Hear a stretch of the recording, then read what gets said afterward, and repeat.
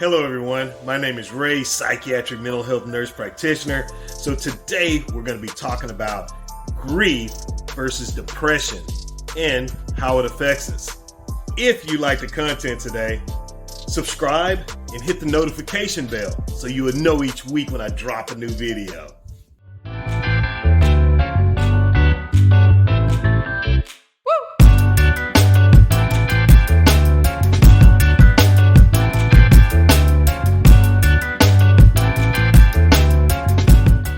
Hello everyone, welcome back. So it's very common to have a misunderstanding or unable to tell the difference between grief and depression. So today I'm going to break that down for you so you'll understand the difference between the two. So let's get this party started. So let's start off with depression. Depression is based on a genetic thing. So if anyone in your family, your intermediate family, which is your mother or father, is suffering from depression, it's genetic. So it's like pushed down from that for them to, or from one of those persons, and pushed right down to the next generation. So suffering from depression is common in that situation. So depression is based on two chemicals in the brain. One, serotonin. Serotonin is a type of chemical that regulates mood, anxiety, things of that nature, right? And then the other chemical is norepinephrine. It works with being alert and also sharpness and focus. So if both of those chemicals are low in the brain due to depression, it's very hard for a person to concentrate, and the mood is very low. Most commonly, you'll see people walking around or not walking around, usually in their room or isolating themselves. They usually have what they call a flat effect, where they're not smiling, they're not really speaking to anybody, really isolated, right? The other thing you could tell, whenever someone's serotonin and norepinephrine is low, they tend to not be interested in the things that they used to be interested in. So they're like, have a ho-hum attitude, they just don't care anymore, very passive, right? So the other thing is that with depression, they don't even know, in most cases, the person who's suffering from depression, they don't even know the reason for their depression.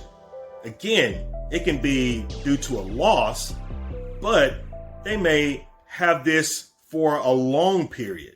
And this is where it's going to get just a little simplified, right?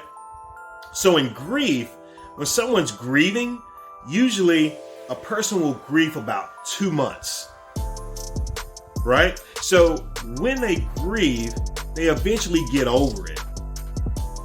But if that feeling of grief expands past 2 months, usually like 2 months to 6 months, even a year, usually that shows a person being depressed. So that's really the difference between grief and depression. The other thing is that they have medications that treat depression, and it helps increase the serotonin levels and also the norepinephrine levels in the brain. Okay, so when a person is depressed, you can see these type of signs. Individuals that are depressed, they tend to wear dark clothing. Sometimes they hide their face or look down at the floor because they don't want to give you eye contact. Usually because of their low mood of being depressed. The other thing, motivation, very low. People who used to be interested in playing sports or things of that nature, they're very depressed. If they're not able to perform, say they're injured or something of that nature and they can't play for that season or for that year, or they'll never be able to return back. So they become very depressed. people that have a lot of comorbidities, or what I mean by that is they have a lot of medical issues. They tend to be very, very depressed. Some other signs you can tell: if they start giving away things that was very precious to them, they're usually preparing themselves for a thing they call suicide. And in some cases, suicide is usually the end result of prolonged depression. So these are just a few of the signs. If I can think of more signs, please comment below. But those are just some of the signs that I've seen in my practice. So if you see these signs and it's been past the 2-month period that we were talking about, that person may need to come in and get evaluated by a professional, a psychiatrist, or a therapist or a nurse practitioner who specializes in psychiatric treatment. So the difference again between grief and depression is really time.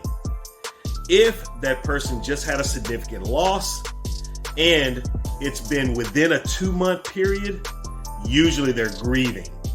But if it's past 2 months and start becoming 6 months to a year, then we need to raise a red flag that could be significant for depression.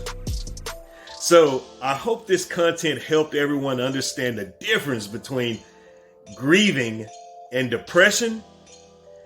If you like the content today, again, subscribe, hit that notification bell, leave comments, and again, I'll see you guys on the next one. Peace.